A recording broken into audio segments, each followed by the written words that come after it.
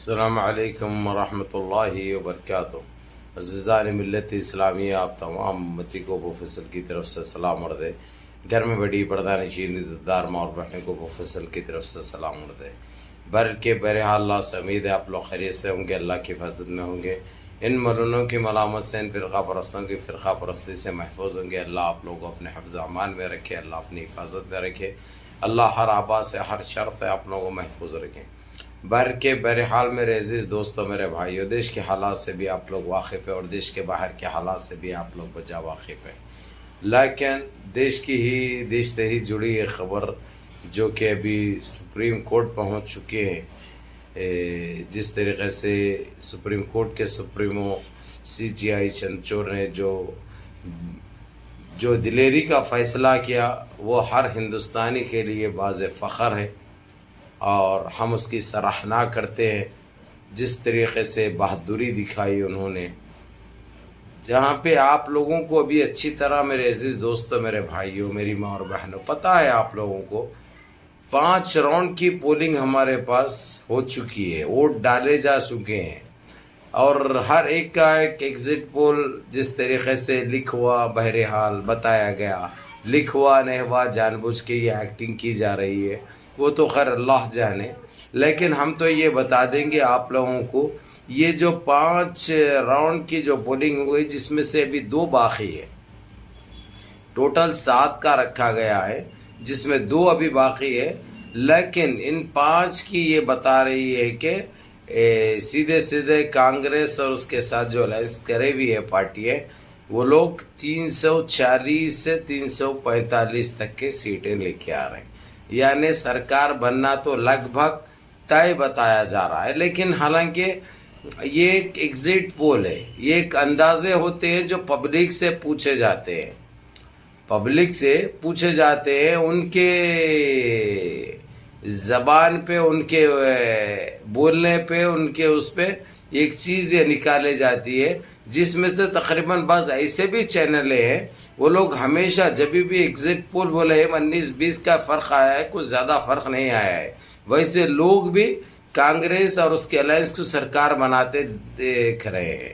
2024 کے جو الیکشنز میں ہیں، 4 جون کو کانگریس کی سرکار بننے جا رہی ہے، جو کہ بہت بڑی بات ہے اور بہت اچھی بات ہے، دیش کے حق کے لیے اور دیش کے لیے جو آپ لوگ کو چاہیے وہ سرکار ملنے جا رہی ہے۔ لیکن میرے عزیز دوستو، میرے بھائیو، ابھی ایک سپریم کورٹ کا جو ایک فیصلہ آیا ہے، کیونکہ یہ لوگ ابھی تک ڈاٹا نہیں دے رہے ہیں، سارا ڈاٹا غائب ہو چکا ہے، جس سے یہ سارے اپوزیشن پارٹیوں میں ایک بے تحاشا طریقے سے ایک بے چینی کا ماحول بنے ہوا ہے۔ اسی کو لے کر جو ڈاٹا غائب ہو چکا ہے، جو ڈاٹا نہیں بتایا جا رہا، اس کو لے کر وہ سپریم کورٹ پہنچے۔ وہ لوگ سپریم کورٹ کے جج CJI چندرچوڑ نے 5 ججوں کی بینچ بلائی اور وہ بیٹھک کرے، اور یہاں تک کہ یہ تک کہہ دیا کہ رات بھر بیٹھک جاری رہے گی۔ یہ میں کل کی بات کر رہا ہوں، آپ لوگوں سے جمعرات کے نائٹ کی بات کر رہا ہوں، جو جمعرات کے دن جو بات ہوئی ہے، میں وہ بات کر رہا ہوں۔ تو اس سے نکل کر یہ سامنے آ رہا ہے، جہاں پہ یہ ڈاٹا نہیں ہوا وہاں پہ نہیں بتایا جا رہا ہے، تو یہ تو نکل کے آ رہا ہے کہ ہو سکتا اس الیکشن کو ملتوی اور منسوخ کر کے دوبارہ پولنگ کرائی جائے گی۔ یعنی ایک اندازہ، ابھی یہ ججمنٹ نہیں آیا، لیکن یہ بتایا جا رہا ہے، اس کے یہ نتائج یہ اپنے آپ سے جو میڈیا ہے، گودی میڈیا ہو یا کون سے بھی ایسے اپنے اپوزیشن پارٹی ہوں، وہ لوگ اس چیز کو نکال رہے ہیں اور کہہ رہے ہیں اپنی طرف سے، جبکہ ابھی فیصلہ نہیں آیا، ابھی سپریم کورٹ کے بینچ پہ ہی یہ چیز موجود ہے۔ ہو سکتا آپ لوگ یہ ویڈیو دیکھنے تک آ بھی جائے۔ اگرچہ یہ چیز ہو گئی تو ہندوستان کی تاریخ میں، بھارت کی تاریخ میں یہ پہلی مرتبہ ایسا ہوگا۔ ایک ایسے انمول چیزیں ہو رہے ہیں جو کبھی سننے کو بھی نہیں ملے تھے، جو بھی دیکھنے کو مل رہے ہیں۔ کبھی ڈاٹا غائب ہو جاتا، کبھی EVM غائب ہو جاتی، کبھی جو ہے سو یعنی ایک بھنڈار بوگس سنگھ کا سامنے آ جاتا، کبھی EVM چینج ہوتے ہوئے رنگے ہاتھ پکڑے جاتے، اور کہیں پہ वोट डालने नहीं देते, खतारों के जो है सो अंदर पहुंचने के बाद पता होता कि जो है सो उनका ऑलरेडी वोट इस्तेमाल किया जा चुका है।